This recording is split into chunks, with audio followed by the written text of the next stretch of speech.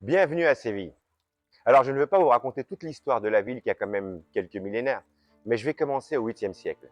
En 712, les troupes berbères de Moussa ibn Nusayr traversent le détroit de Gibraltar, arrivent sur la péninsule ibérique et conquièrent la ville de Séville. 2 siècles plus tard, le premier calife de Cordoue, Abderrahmane III, s'empare de la ville et la reprend aux mains des Omeyyades. 2 siècles plus tard, au 11e siècle, Séville devient une taïfa, une petite ville, une petite région, un petit royaume au milieu de cette péninsule ibérique qui s'est transformée en dizaines de petits royaumes. Toujours au XIe siècle, ce sont les Almoravides, une dynastie berbère qui arrive du Maroc pour s'emparer de la ville. Au XIIe siècle, une autre dynastie berbère, les Almohades, arrivent à Séville, reprennent la ville. C'est là d'ailleurs que la Giralda va être construite. À ce moment-là, Séville devient un énorme centre culturel et de savoir dans l'Empire arabo-musulman. Et un peu plus tard, en 1248, c'est Ferdinand III qui reprendra la ville aux musulmans et qui en fera le royaume catholique qu'elle est devenue depuis. Bienvenue à Séville.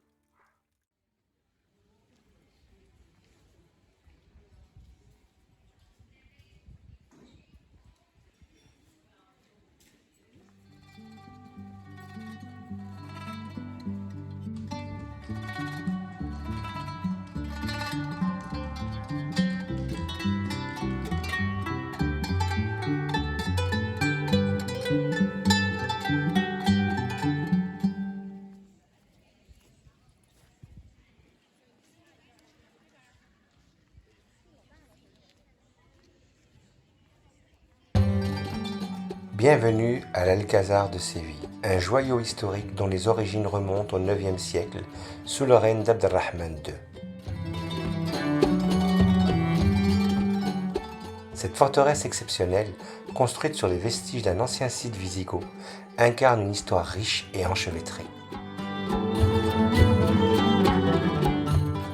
Les écritures gravées sur les murs sont les mémoires silencieuses du passé, transmettant les récits d'antan à travers les siècles.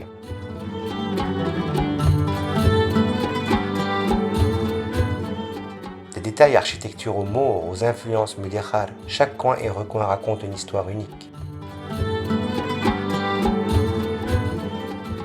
Parmi les écritures arabes qui ornent les murs, on peut lire Qadarallah wa ma sha'a fa'al, qui se traduit par ce que Dieu a voulu et ce qu'il a fait.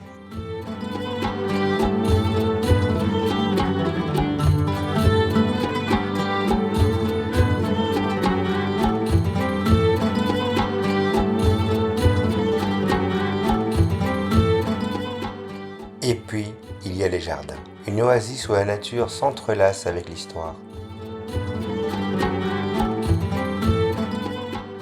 À la Reconquista, les chrétiens transformèrent ce palais mauresque en un exemple éblouissant d'architecture gothique et renaissance.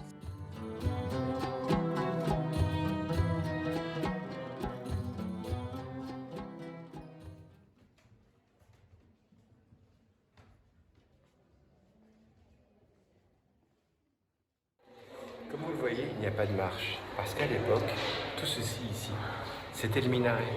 Et comme pour toutes les anciennes mosquées, le minaret était transformé en clocher.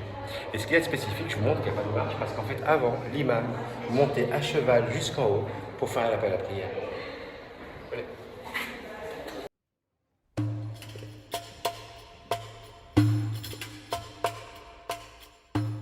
Nous voici à l'intérieur de la Giralda, un emblème architectural de Séville. La montée dans ce clocher historique est un voyage à travers le temps. Chaque marche témoigne des époques maures, chrétiennes et mudéjar qui ont façonné la Giralda.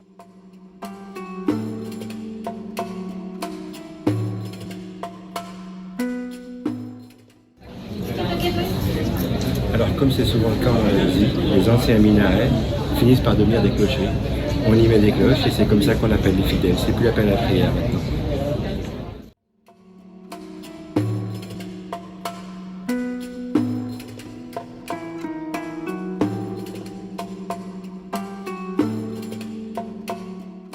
Au prochain épisode, je vous emmène à l'intérieur de la cathédrale.